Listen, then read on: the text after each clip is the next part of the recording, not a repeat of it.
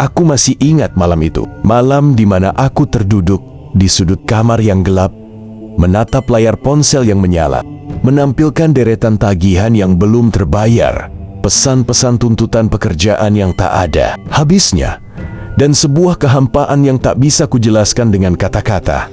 Mungkin kamu tahu rasanya. Ketika kamu sudah melakukan segalanya, kamu sudah bekerja banting tulang sampai tubuhmu protes. Kamu sudah mencoba jujur, kamu bahkan tidak pernah meninggalkan sholat. Tapi, entah mengapa, pintu-pintu rezeki seolah terkunci rapat. Orang-orang yang kamu percayai satu persatu pergi. Masalah datang seperti ombak. Belum sempat aku menghirup napas dari hantaman yang satu, ombak lain sudah menggulungku ke dasar laut. Aku sampai pada titik di mana aku merasa marah. Bukan pada manusia, tapi pada keadaan. Aku bertanya dalam sujud yang penuh amarah. Ya Allah, kurang apa aku menyembahmu? Kenapa hidupku serumit ini? Kenapa mereka yang tidak bersujud justru terlihat begitu mudah jalannya? Dulu aku mengira, selama aku berbuat baik, hidupku harus baik-baik saja. Itu adalah kesalahan terbesarku. Aku memperlakukan Tuhan seperti rekan bisnis, bukan sebagai pemilik nyawa. Aku beribadah karena ada maunya, bukan karena aku butuh dia. Di tengah sesak itu, aku menemui seorang guru, seorang tua yang wajahnya begitu tenang, seolah dunia tidak pernah bisa menyakitinya. Aku menumpahkan semua keluhanku. Aku menangis di hadapannya, seperti anak kecil yang kehilangan arah. Beliau hanya menatapku, lalu tersenyum tipis. Sebuah senyum yang penuh kasih sayang, namun tajam menusuk batin. Beliau berkata, "Anakku, masalahmu bukan pada besarnya bebanmu. Masalahmu adalah kamu merasa sedang memikulnya sendirian. Kamu merasa kuat, maka Allah membiarkanmu merasa lelah, sampai kamu sadar bahwa kamu itu lemah. Kamu sedang mengejar dunia dengan kakimu, padahal dunia itu hanya bisa dijinakkan dengan hatimu." Beliau kemudian memberiku sebuah kunci yang tidak pernah diajarkan di sekolah mana pun. Sebuah amalan 40 hari yang tak hanya mengubah angka di rekeningku, tapi lebih mengubah letak Allah di hatiku. "Jangan datang kepada Allah untuk meminta masalahmu selesai," bisiknya. "Datanglah kepada Allah untuk mengakui bahwa kamu tidak sanggup hidup tanpa tuntunannya. Selama rentang 40 hari ini, berhentilah mengatur Tuhan. Mulailah, biarkan Tuhan mengaturmu." Malam itu, aku pulang bukan dengan solusi keuangan atau keajaiban instan. Aku pulang dengan satu kesadaran pahit, bahwa selama ini aku hanya bertuhan pada diriku sendiri. Sementara Allah hanyalah pembantu yang kupanggil saat aku butuh. Dan inilah perjalanan 40 hari itu dimulai.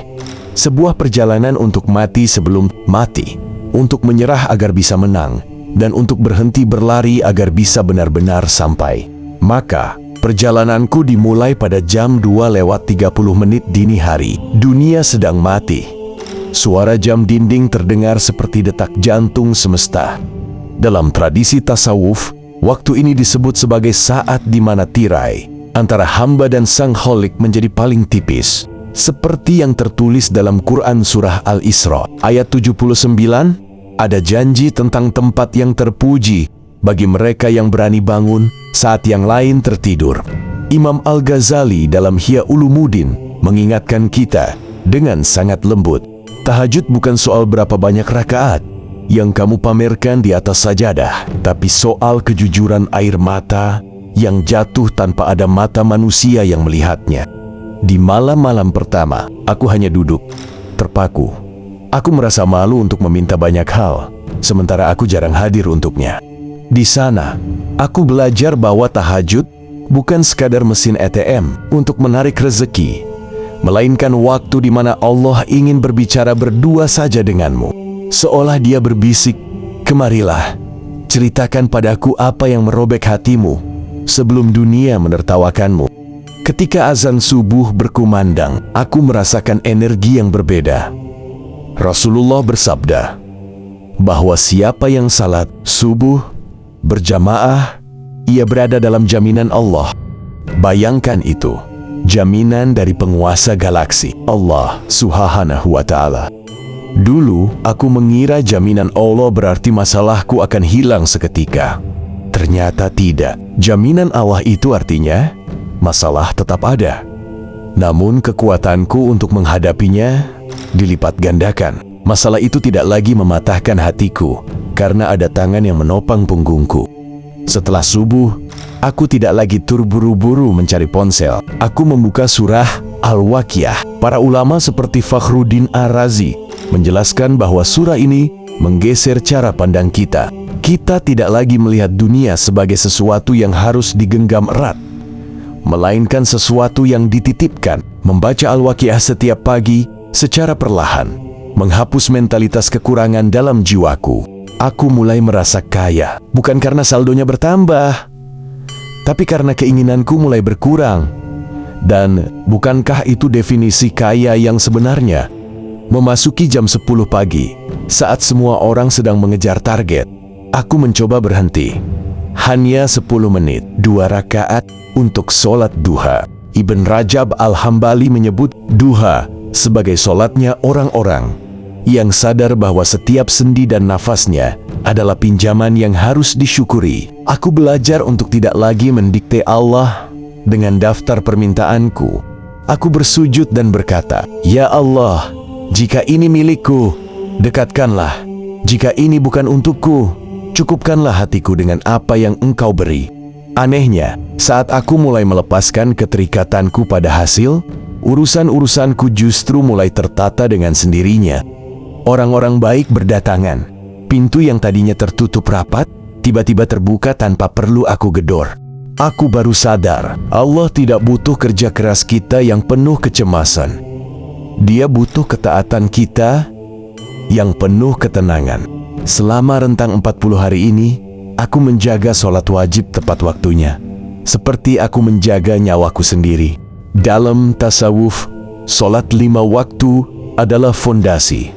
Tanpa ini, semua amalan sunnah hanya akan menjadi hiasan tanpa bangunan. Syekh Junaid Al-Baghdadi berkata bahwa jalan menuju Allah itu tertutup kecuali bagi mereka yang mengikuti jejak Rasulullah SAW dalam sunnahnya. Aku mulai lebih berhati-hati dengan apa yang masuk ke perutku. Quran Surah Al-Baqarah ayat 173 bukan hanya soal larangan makan bangkai, tapi juga soal integritas diri. Aku menyadari bahwa doa sulit menembus langit jika di dalam darahku masih mengalir harta yang bukan hakku, atau rasa sakit hati orang lain yang aku timbulkan. Diriku mencoba mulai berdamai dengan diri sendiri. Aku berusaha mendisiplinkan diri menjalankan setiap perintah Allah Subhanahu wa Ta'ala dan menjauhi semua larangannya. Satu hal yang paling mengubahku adalah ketika aku mulai memperhatikan makhluk-makhluk kecil di sekitarku, memberi makan kucing liar, menyingkirkan paku atau duri di pinggir jalan, atau menyisihkan sedikit uang tanpa ada yang tahu. Mulai berbicara seperlunya, tidak membicarakan orang lain, dan iri pada teman atau tetangga. Tasawuf mengajarkan kita bahwa Allah Subhanahu wa Ta'ala seringkali menyembunyikan ridhonya dalam amal yang kita anggap sepele. Mungkin bukan tahajudmu yang menyelamatkanmu, tapi mungkin doa dari seekor kucing yang perutnya kamu kenyangkan, atau senyum seorang pengemis yang kamu muliakan. Aku belajar untuk tidak lagi menghitung-hitung kebaikan, karena cinta yang sejati tidak mengenal akuntansi.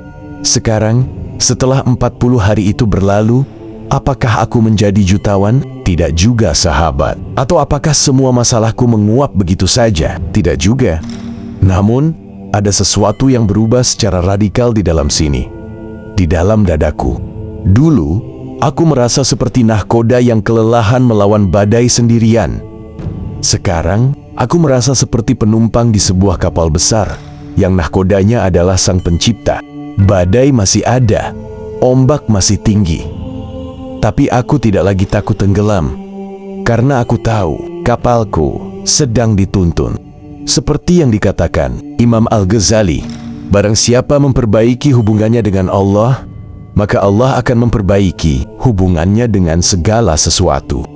Aku tidak lagi meminta hidup tanpa masalah, karena aku tahu masalah adalah cara Allah Subhanahu wa Ta'ala berbicara padaku. Aku hanya meminta satu hal. Jangan biarkan aku melangkah tanpa tuntunan Allah Subhanahu wa Ta'ala yang Maha Segalanya. Barangkali kamu yang menonton ini sedang merasa lelah. Mungkin kamu merasa Tuhan sedang menjauh. Tapi percayalah, Dia tidak pernah pergi. Dia hanya sedang menunggumu kembali ke jalan sunyi ini. Praktikanlah, bukan untuk sehari atau 2 hari, tapi jadikan ini jalan pulangmu.